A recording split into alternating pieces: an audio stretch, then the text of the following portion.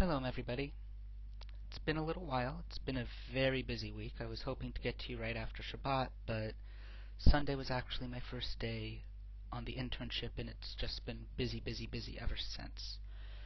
So, first of all, some thoughts from last Shabbat, and then a little bit on work. Simone Schicker is a phenomenal woman who is, even to today, making my life in Israel more enjoyable. Now, it's a long chain of events. I arrive at the kibbutz, meet this girl Simone, we connect right away. She's going to be going to rabbinical school next year. Simone, I wish you the best of luck on your Hebrew tests. I really hope your tutoring's going well for you. If you ever want to practice, give me a Skype call. Anyhow, she has this very old friend. Her name's Bryn. Hi, Bryn. Now, Bryn and Simone haven't spoken in years. And Simone invites Bryn up to the kibbutz because they realize over Facebook that they're both in Israel at the same time.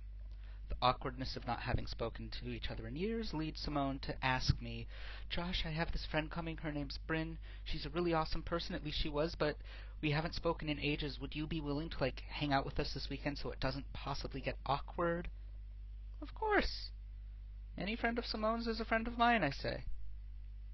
How right I was. Bryn and I get along fabulously. Bryn's into music and sci-fi and all this cool stuff. She understands Judaism. We connect. It's great. She invites Simone and I down for an eventual Shabbat. The kibbutz program doesn't work out for Simone, and Simone goes back to the States for private Hebrew tutoring. Simone, I miss you. I will track you down. You should come to my graduation if you're watching this, Simone, June 15th. Believe it or not, I actually have an outline for this that I'm working off of. But I miss people, so I'm being a little overly personal here. Okay, anyhow, moving on. So, I go down to Bryn's, meet Bryn's roommates, we get along, it's nice, interesting household. Bryn thinks I would really get along with her friend Manya. Now, last week was Manya's last week in Israel. So Bryn makes sure to introduce Manya and I. We go out to the Israel Museum, Bryn, her roommate Megan, and Manya. Manya and I really get along. It's cool. She's a really good person. I want to get to know her better, and I've only seen her a week. It's kind of frustrating. Anyhow, Manya thinks I would get along well with her friend Carrie. Carrie is in the military here in Israel and is living in Tel Aviv. Manya, Carrie, and I had an absolutely great Shabbat. It was braised, salmon with a drawn butter and Riesling reduction on top, and a sprinkling of rosemary and Parmesan cheese. Karen brought pashtida, an American-style lattice-top apple pie. I hadn't had anything like that since I left the States. It was delicious. I brought ice cream and I did the fish, and brought wine and challah. It's something very special to wake up on a Friday and go, I'm going to need challah, and walk down to the bakery and buy a challah before it closes. Pick up a loaf of bread for the next week, have them slice it for you. Stop at the wine shop, pick out your wine, and it makes Friday about preparing for the Sabbath. And that is something absolutely beautiful. It's something I can get in the States, but it's not something I usually do get in the States. Friday's usually a school day, or if it's Hillel, we're definitely getting ready for Sabbath, but it's a very different kind of getting ready for Sabbath. Here it was like a winding down, a cleaning up for company, a gathering of good people. Sabbath was great.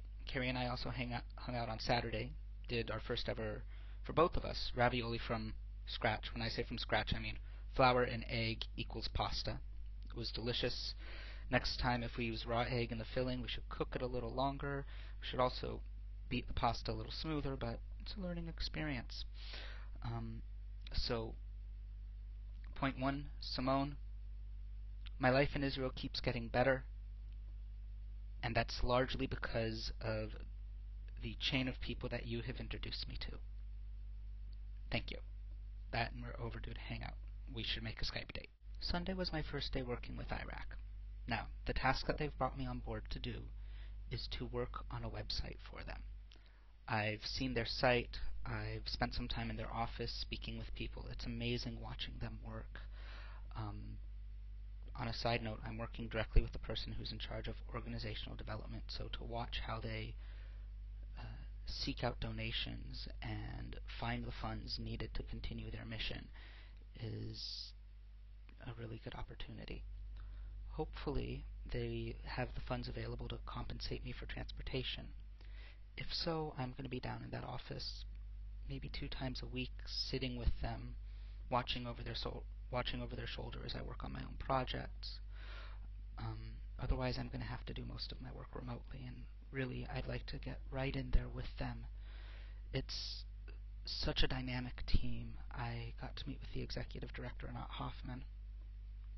I spoke about lots of things, which brings me to the third point, actually, which is Aliyah.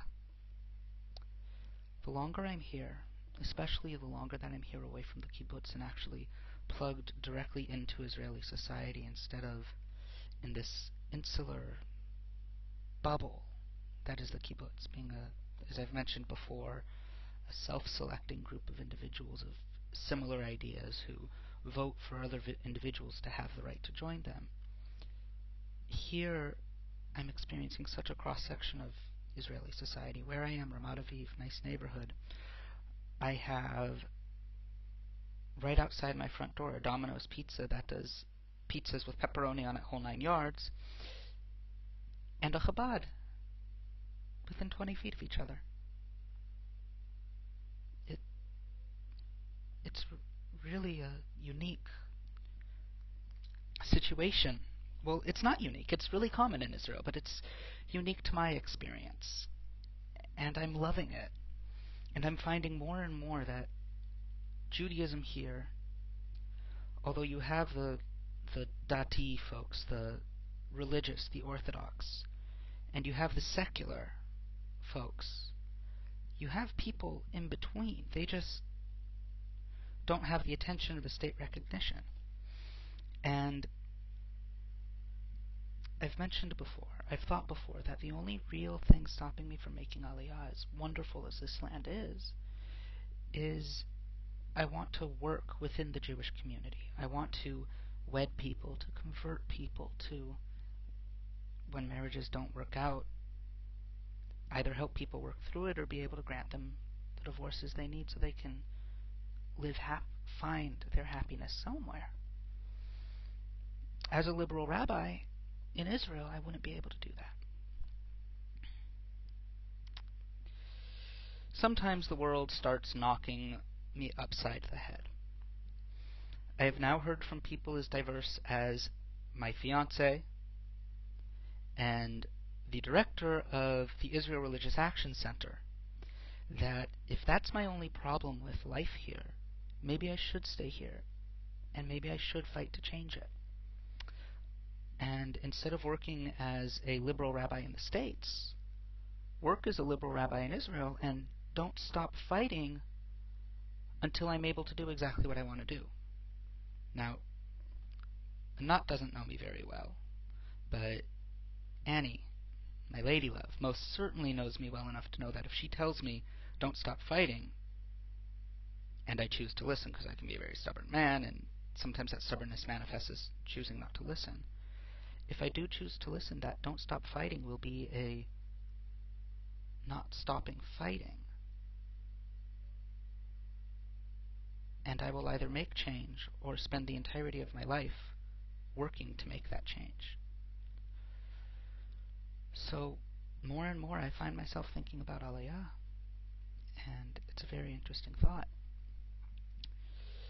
I'm sure in later posts this will be discussed more. Right now it's